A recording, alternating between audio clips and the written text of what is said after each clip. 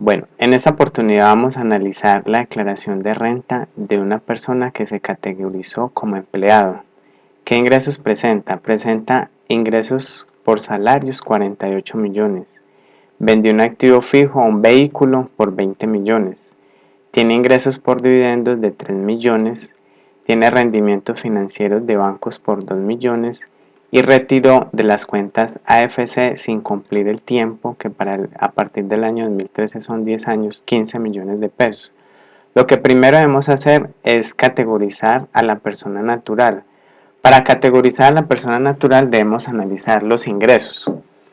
Por ejemplo, este empleado debemos de mirar qué porcentaje le genera cada ingreso. Entonces, los ingresos totales como empleado son 48 millones.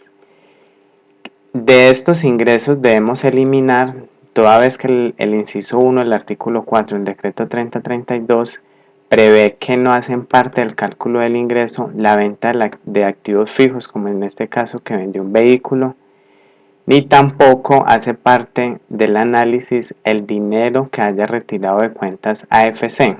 Lo encontramos en el inciso 2 del artículo 4 del decreto 3032. O sea que solo vamos a analizar los que voy a sombrear de amarillo, que serían el total de ingresos como empleado. También analizaríamos los ingresos por dividendos, los rendimientos financieros. Serían los únicos que podemos tener en cuenta para definir la categoría de este empleado. Si nosotros cancelamos los otros ingresos, nos da que por salario recibe un 91%, lo cual es superior al 80% que nos exige el artículo 329. Por lo tanto, inmediatamente ya sabemos que esta persona natural es un empleado siempre y cuando tenga residencia fiscal colombiana.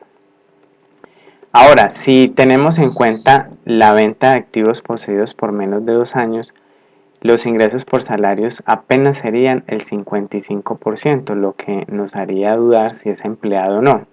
Por lo tanto, hemos de eliminar las ventas de activos fijos poseídos por menos de 2 años y también para este ejemplo los ingresos que obtuvo el empleado por retirar unos ahorros de una cuenta AFC. Bueno, entonces una vez analizada la categoría, iniciamos el análisis del cálculo del impuesto de renta a través del sistema ordinario. Estos ingresos le dan al empleado un total de 88 millones de pesos. Iniciamos la depuración en el sistema ordinario, que nos permite disminuir el ingreso con los ingresos no constitutivos de renta ni ganancia ocasional, como lo son el componente inflacionario de los rendimientos financieros, que siempre nos lo certifica el banco. En este caso, 874.000 pesos. En las columnas siguientes, la C y la D, como podemos analizar, vamos a ver la RGA del IMAN y la RGA del IMAX para empleados, que es la misma. Los aspectos para depurar la renta agradable alternativa, tanto el IMAN para empleados como el IMAX para empleados, es exactamente los mismos. Entonces, detraemos también el ingreso por dividendos, que es un ingreso no constitutivo de renta ni ganancia ocasional, que nos lo permite tanto en el sistema ordinario como en la depuración de la renta agradable alternativa en el IMAN y en el IMAX.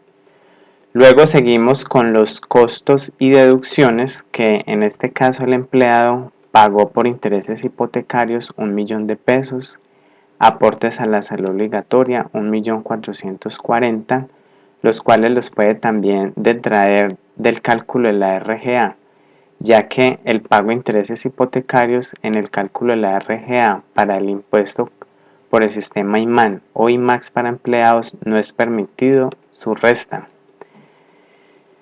Listo, continuamos. Los costos de la venta del activo fijo tiene un costo de 18 millones, o sea que pues aquí podemos analizar que tuvo una pequeña utilidad de 2 millones.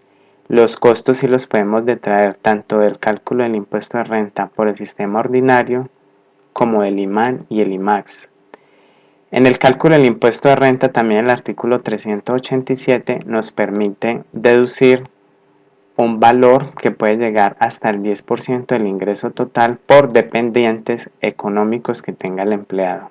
Bueno, de esta manera podemos analizar que el empleado tiene un ingreso bruto de 88 millones. En el sistema ordinario tiene un ingreso no constitutivo de renta ni ganancia ocasional por 3.174.000. Tiene unos costos y deducciones por 25.240.000, lo que le da una renta líquida hasta el momento de 59.586.000 pesos en el sistema ordinario. Luego, en el sistema ordinario, que está regulado por el artículo 26 del Estatuto Tributario, se le permite restar como renta exenta los aportes voluntarios que haya realizado a fondos de pensión según el artículo 126 del Estatuto Tributario, que en este caso fueron 1.000.000, además del 25% de renta exenta que está regulado en el artículo 206, numeral 10 del Estatuto Tributario. Por lo tanto, finalmente le queda una renta líquida gravable de 47.566.000 pesos. Esta renta líquida gravable la pasamos a VTs del año 2013, nos daría una renta líquida expresada en VTs de 1.777. Buscamos esta renta en la tabla y nos da a pagar 3.655.720, toda vez que aquí hice un análisis de la tabla contenida en el artículo 241 del Estatuto Tributario, la cual tiene 4 intervalos para el cálculo del impuesto de renta, donde dice que de 0 a 1.090 VTs el impuesto es 0, de 1.090 a 1.700 es el 19%, pero antes hay que restarle 1.090 VTs y se le calcula una tarifa del 19%. Este empleado, al tener una VT superior a 1.700, debe calcular el impuesto en el rango 3, el cual comprende ingresos, una renta líquida gravable entre 1.700 VT y 4.100 VTs. La renta marginal es el 28%, entonces le va a pagar 3.655.720. Ahora vamos a analizar la RGA y el cálculo del impuesto por el IMAN. Bueno, en el IMAN entonces partimos de los mismos ingresos. Aquí ya habíamos dicho que él puede traer los ingresos por dividendos que le permite en el cálculo de la RGA.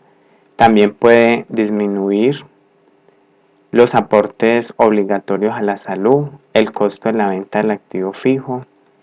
Este es un concepto que solamente aplica para la RGA, para el cálculo de la RGA, que es la pérdida por desastres públicos.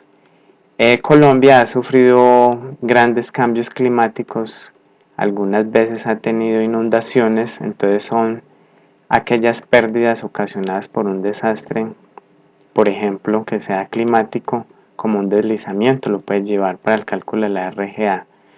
Además, otro aspecto también nuevo que trajo el cálculo del impuesto de renta mediante el IMAN y el IMAX es que le permite traer los gastos que pague por seguridad social de una empleada del servicio doméstico.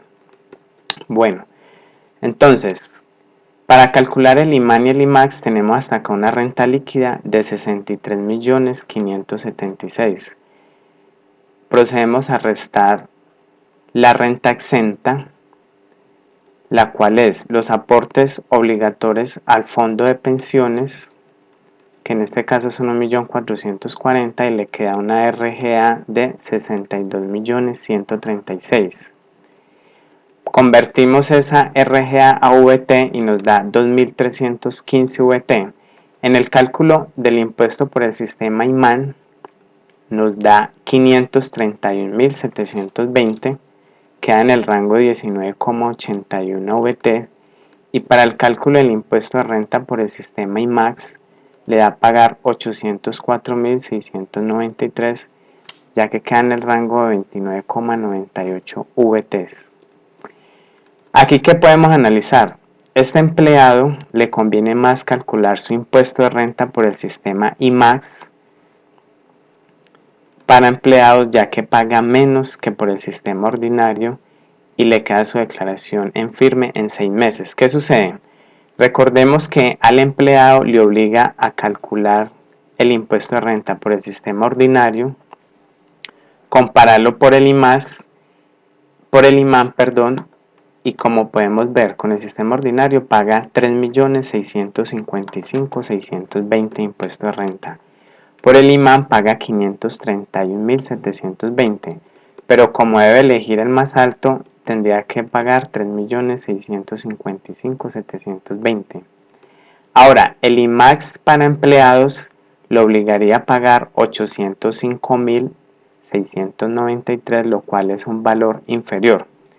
Muchos de ustedes se preguntarán por qué se puede beneficiar más el empleado de pagar un impuesto inferior por el IMAX para empleados, el impuesto mínimo alternativo simplificado para empleados, que por el sistema ordinario, y es básico. En la exposición de motivos se analizó que Colombia tiene grandes problemas de desigualdad económica y una manera es aliviar de alguna forma la carga tributaria que puedan presentar ciertos empleados que tienen ingresos bajos.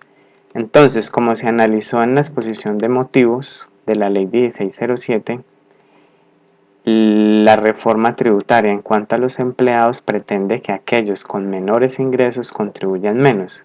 En este caso, si ustedes tienen un cliente que presenta condiciones similares a las analizadas en este ejemplo, lo más recomendable sería que el empleado, que este contribuyente, presente su declaración de impuestos por el sistema IMAX, dado que paga un poco menos, o un poco menos no, paga alrededor de 2.800.000 menos que por el régimen ordinario comparando con el IMAX, y adicionalmente le queda su declaración en firme en 6 meses.